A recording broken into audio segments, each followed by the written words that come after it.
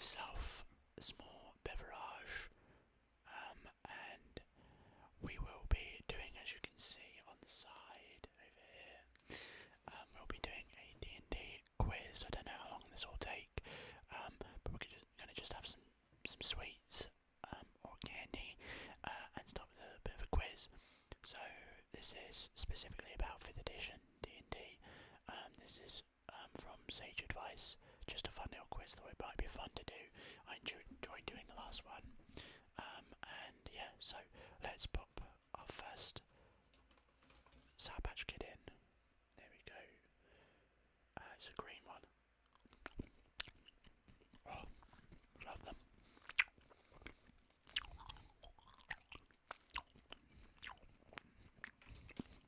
Very sour, already on my second. So, the first question. Question number 1. How many bonus actions can be taken by one player in a round? There are 3 answers. It's a multiple choice. I'm going to go for a red one. First answer. You can take 2 bonus actions across your turn.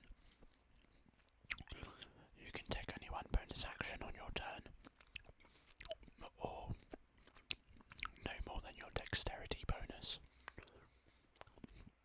Now that last one sounds like it would actually be an interesting rule, but it is not. The answer is 2. Take 1 on your turn.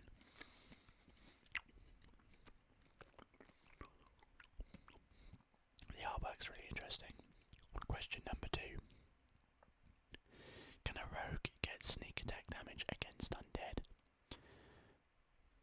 The first answer is yep, sneak attack works against undead. Second, only if you use a bludgeoning weapon. Or 3, no undead has resistance to sneak attack. It's impossible to get resistance to sneak attack. Some undead are vulnerable to bludgeoning damage. Looking at you, skeletons. So the answer is 1 actually. Yeah, it works against undead. There's no reason that it wouldn't. Question number 3. Time for another Sour Patch Kid. I'm going to eat my way through these before we even finish the first quiz. There are 2 of these, but we'll see. Question 3. Dwarves get resistance against poison damage. If the dwarf gets another poison resist effect, do they stack for a quarter or something else? Resistance stack, and you have immunity to poison damage. The answer, yes. I'm guessing that meaning like that it does get quarter. Or 3, nope, they do not stack. So in other systems, that might be the case. They might start to stack. But 5e is much simpler. So the answer is 3, they do not stack. However, some... Oh, I haven't shown you the answer. However, I'm going to have a lemon one now. I don't really like lemon ones.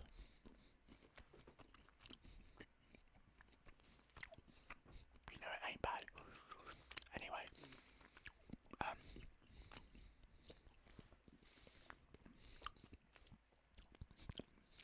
it's okay. So what I was going to say before I interrupted myself now for a 3rd time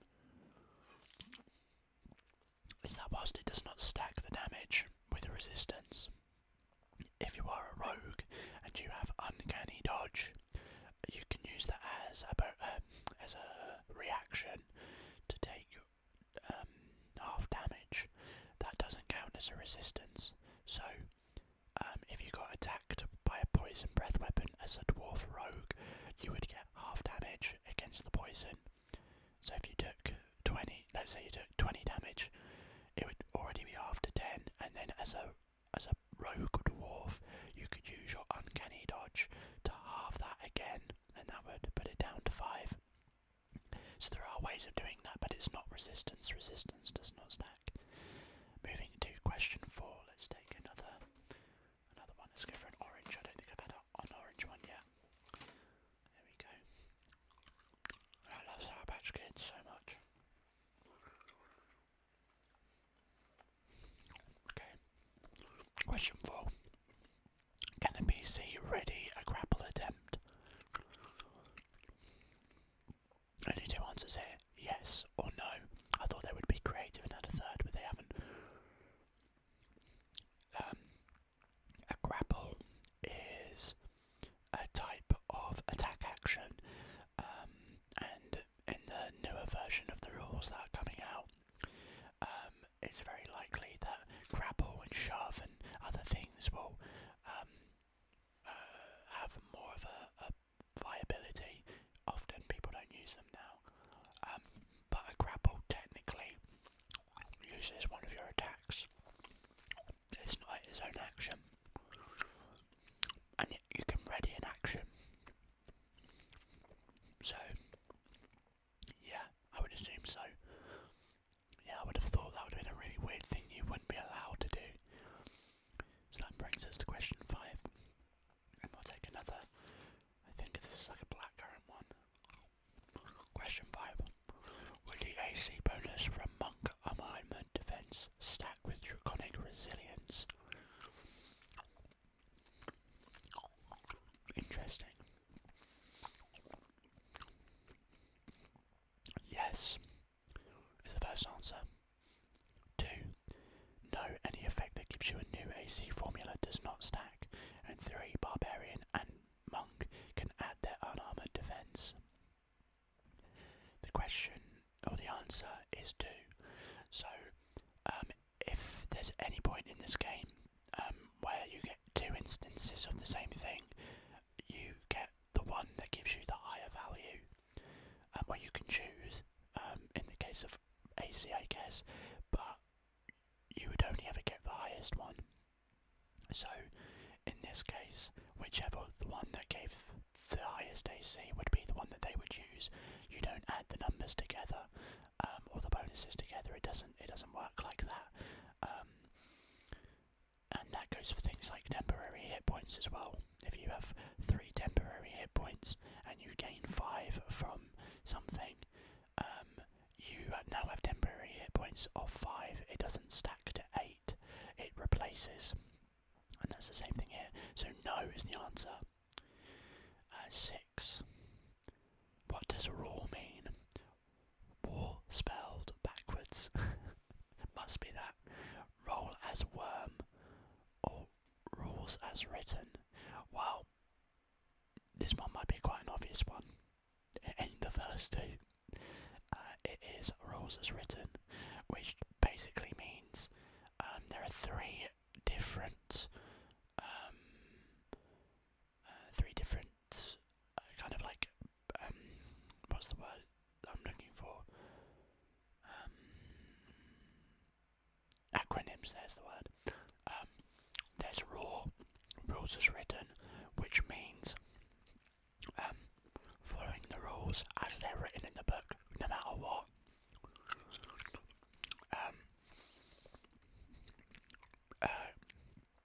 RAI or Ray,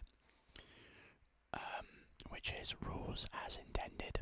So if a rule is written but it's obviously designed with a certain intent, but the writing of it doesn't really make sense, and you decide, okay, I think this is what the rule is intending to do, you would be doing rules as intended. And then finally is ROC, or ROC, which is rule of cool, which is I disregard the first 2 because this thing is way cooler and I'm ruling it like this.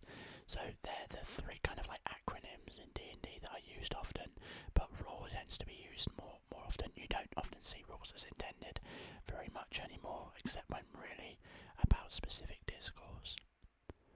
So that brings us to question 7 and another Sour Patch Kid. So, question 7. If you have a creature between you and the target, you have disadvantage. Target has total cover. Target has half cover.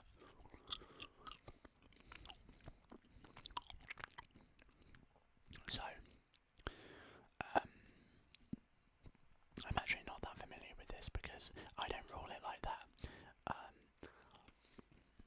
I have seen a few things. I think the rule of thumb is that it's half cover.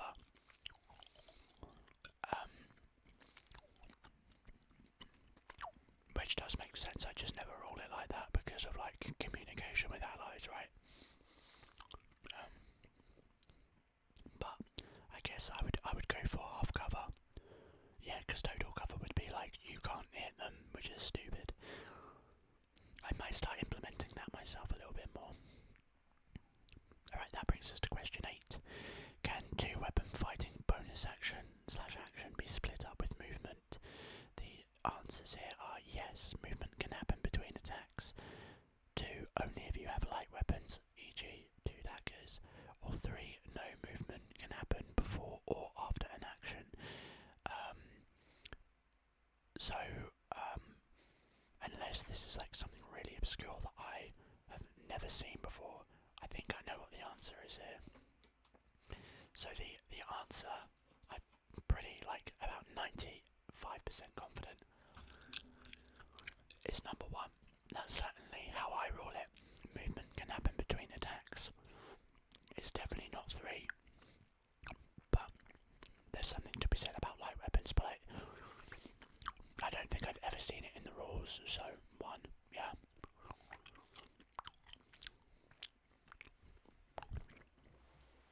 That brings us to question 9. Does a melee weapon that is thrown count as a ranged weapon? No, a dagger is a melee weapon even when you throw it. Yes, and you add dexterity bonus, only if you have the archery or crossbow expert feat.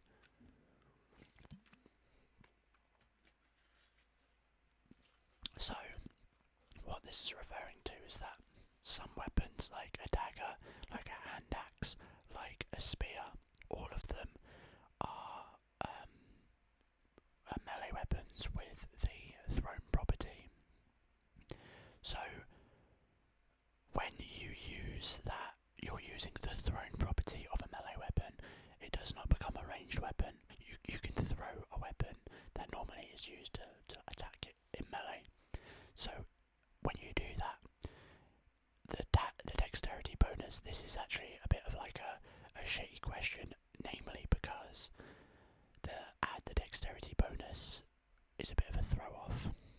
Some of those weapons have what's called the finesse property I'm talking about. If a weapon has the finesse property, it means you can choose strength or dexterity to make your attacks with it. And in the case of this question, if we take two different weapons, a dagger has the finesse property, which means when you make melee attacks with it, you can choose your strength or your dexterity to make the attack. Now, because it also has the thrown property, that means that you can throw it to make an attack, but it is still a melee weapon, even though you're making a ranged attack. And so the weapon itself does not change, and because of that, the reason this question is a little bit ambiguous is because when you throw the weapon, it has the finesse property, so you can choose dexterity or strength to throw the weapon. Now, in the case of like a spear is not a finesse weapon, at least off the top of my head, it's not a finesse weapon, which means when you wield it, you can't choose strength or dexterity, and therefore, when you throw it, because the spear has the thrown property, you can only ever use your strength. So the answer here is no, a dagger is a melee weapon even when you throw it. There we go. Thought I'd just explain why. And we're gonna have another South Patch Kid.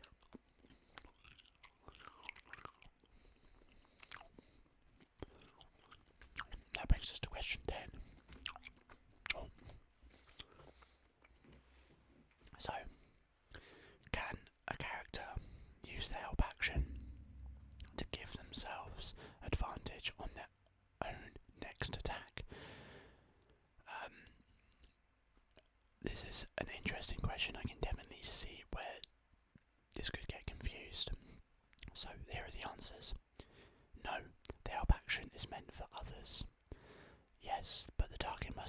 size smaller. Yes, and is feigning action, fainting action, and is fainting action. Wait, I'm so confused what that's trying to say. Like, do you mean like fainting an attack? I don't know. Maybe it's trying to say it is the fainting action. That would be an interesting action. So what's the answer? You've probably guessed it. It is number 1. You cannot help yourself. You have to give that to someone else. That's the point. That's why it's called the help action, not the self-help action.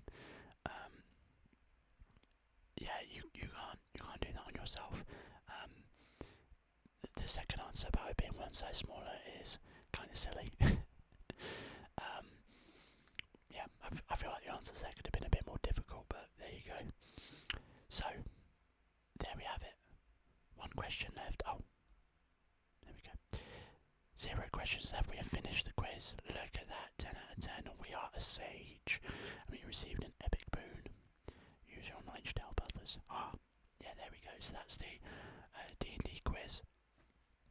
I had a lot of fun doing that. I enjoyed having some Sour Patch Kids and then eating away and doing a bit of a quiz. I think we'll probably come back and do a second quiz at some point, but for today I think that is going to wrap us up. So if you enjoyed the video, drop a like. If you are watching, you might as well subscribe, because you obviously enjoyed it to stay awake and watch till this long.